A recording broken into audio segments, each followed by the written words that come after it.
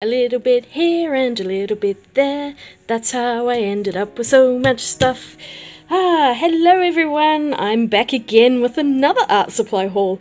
These are things that I picked up on our little trip that we just had, and also as a bit of a knee-jerk reaction for yet another lockdown that we are currently in. I am so glad we went away when we did, because shortly after another outbreak happened in Melbourne, and yeah, it was really quick. So we are stuck in lockdown for at least a week, if not more. We shall see what happens.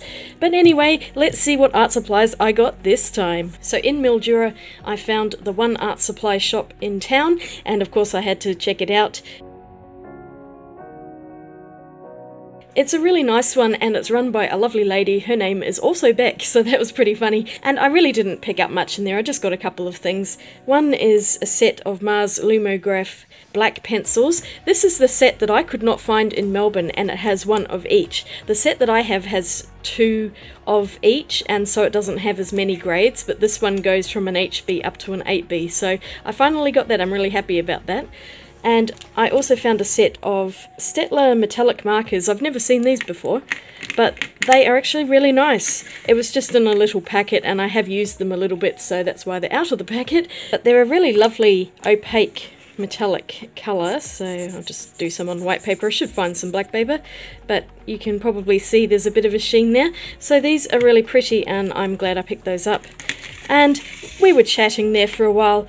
The owner, Beck, then gave me this tiny little sketchbook for free. It's so cute, and I might have to fill this out in a video. What do you think? Should I do that? Let me know in the comments. In the local shopping centre, we went past this jewellery shop, and they had these hearts on display, and most of them were already coloured in designs, but they had this colour in your own one, and of course I had to pick that up. I've never seen these before. I don't know that I'll ever see them again, so it's just a decoration, but I thought this would be really fun to colour, and I might have to do this in a future video. It's got some little pens inside as well. They look pretty lame, but oh, they are permanent markers though, so this could be really fun, and it might be fun to get some of my other permanent markers out. But I just thought that was really unusual, so I had to add that to my arty collection.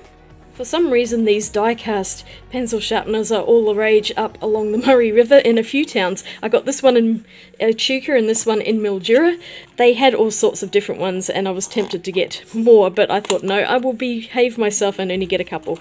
So I got this one because I just love skulls. And look, it's got a little jaw that moves up and down. I just think that is so fun. And the sharpener's in the bottom. And because we'd been on the paddle steamer, I had to get the paddle steamer sharpener. And that has little movable parts as well. They're really neat, and I think they will be fun little ornaments, and I might even use them as pencil sharpeners. You never know.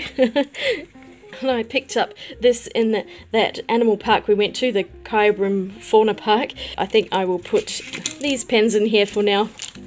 We were in a thrift shop, and they had a bunch of canvases for 50 cents to $1, so I just picked up some of these.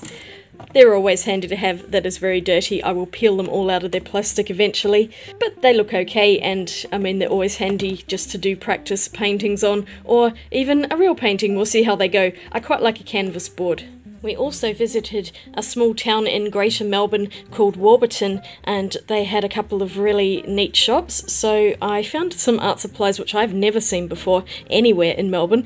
I picked up these two things, and one of them is a black paper sketchbook. I have been looking around for a good black paper sketchbook, and I finally found one. I've seen a few others in Melbourne shops, but they've always been really expensive. This one was at least reasonably priced, and it's a really nice one. It's not watercolour paper though, it is fairly standard paper, but I've been looking just for something that I can use metallic pens in, and things that will show up on black paper. It's also perforated, so you can pull the pages out, and I think it's really nice. And I also got these watercolour paints, because I totally need more watercolour paints, as you well know.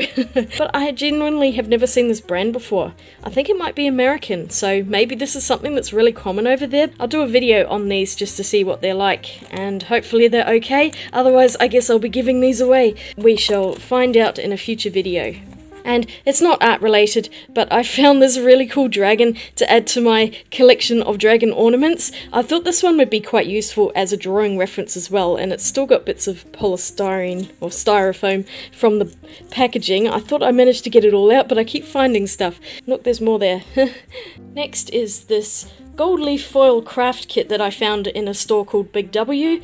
I think it was $10, something like that, and I've been thinking about starting a little series of craft kits that are aimed at adults rather than for children, and this one just looks really pretty. Plus I've also been wanting to try out some gold leaf foil, and this comes in the kit, so I figured this is a good way to try it without having to buy a whole packet of them. So I will do a video on this coming soon, hopefully. I don't know, I've got so many videos that I have planned, it's really hard to get them all out, but it will come out eventually. Then I bought a couple of trinket trays in kikki.k because they had a sale. I find these very hard to resist. I have quite a few of them, but they keep putting out really pretty designs, and so of course I keep adding to my collection of them. This one was on super sale. It's a pencil shape, so of course I had to have that. I find these quite handy just to rest things on, or even use as makeshift paint palettes when I can't find something. And then this other one I wasn't planning to get, but it just called to me. It's one of their newer designs, I think. And this is just the cutest little plate. I could not resist that. It had to come home with me. I don't even know what I'm going to do with it, but I really like the pattern. And these last bits are sort of indirect response to the lockdown. I was just feeling pretty low, and you know how it is when you have one day left to go to the shops before everything shuts down, and so you might as well just go out and enjoy yourself? That's what it was like. I happened to be walking past Typo and I made the huge mistake of looking in there, and I saw these two adorable little tins filled with oil pastels, and this one I think is a primary colour set, and this one is more your secondary or earth colours, so I had to get both of them. I just am a sucker for tins, and the packaging of these is so cute. Typo have really managed to put out some amazing products lately. They just look so good, and I am so curious to see how these oil pastels work, so I will be doing a video on these. But let's open them now because I have been dying to see what they're like, and I can't wait any longer. So I've peeled off the plastic. Here are the colours on the back. Don't you hate it when stickers do not peel off? That's so annoying. I'll have to get some hot water on those, I guess. But let's open the boxes and see what the crayons or the pastels look like. They're rattling in there. Interesting. I'd say they're pretty budget ones. Oh yeah, they've got quite a waxy smell also. I do like that palette, that's so pretty. I'm glad I picked up both of them, and even if the pastels aren't that great, I really like the tins. Let's go for the pink, shall we? The hot pink. Oh yeah. Feels quite pastel-y. They are definitely not as high a pigment load as, say, the Sennelier ones, but I'm sure I can get a drawing out of that. They also had a pastel paper pad, but I decided that was just a bit too much. I didn't want to be stuck with an entire pad of it, so I do have some other paper around that I will use these on before I end up buying more pastel paper. And at the counter they had these little jigsaw puzzles, and I had to just pick up the burger one because it is so cool. It's a 100-piece shaped puzzle, and I am sure that we will end up doing this during the week of lockdown. Looks good enough to eat. And lucky last, there is another store in Melbourne called Zart Art that I have not yet mentioned in any of my videos, and this is an art store that's really primarily geared at providing schools and students with art supplies, but they also take in walk-ins from the public, and I guess money's money from wherever you can get it from. And I had not been in there in a couple of years, so I just decided yesterday I had some time on my hands, and I just ended up driving up there to check out what was new. So I got this little flower press kit, and that's because my husband Nick has this incredible talent for finding four-leaf clovers, and he's been pressing them into a book, and I thought it might be nice to get a proper flower press kit, although I think you're supposed to clamp it down with something, I don't know, but I got the main part of the kit and I'll figure out the rest later. But that was just something that I saw there and it was quite cheap, so I picked it up. And then they had some of their own brand watercolour paper, and I thought the circle ones were really interesting. And also there's some square ones here, which I think is like the Cardi paper. This is definitely 100% cotton, but I am not entirely sure about this paper.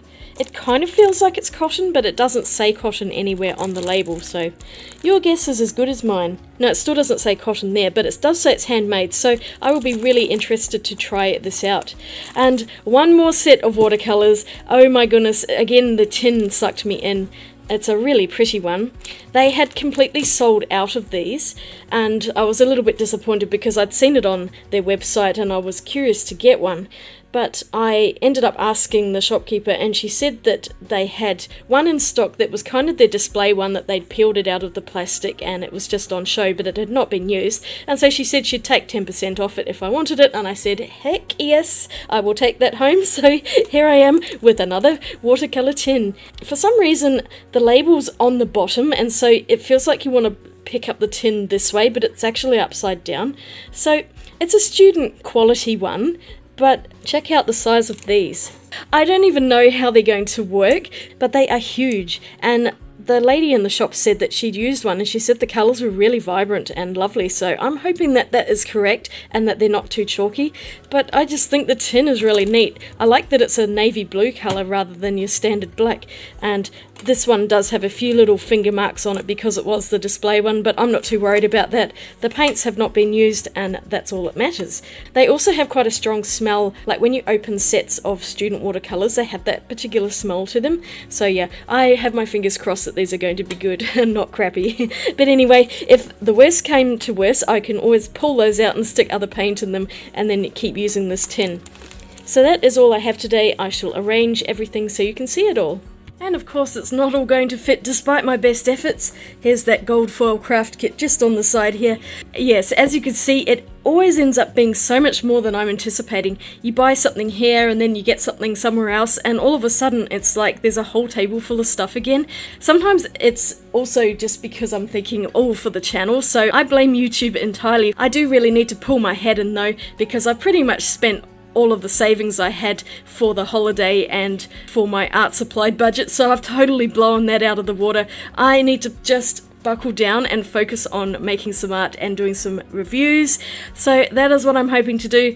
We can't go to the shops anyway because everything's shut, so at least that's one good thing. So I hope you enjoyed this video.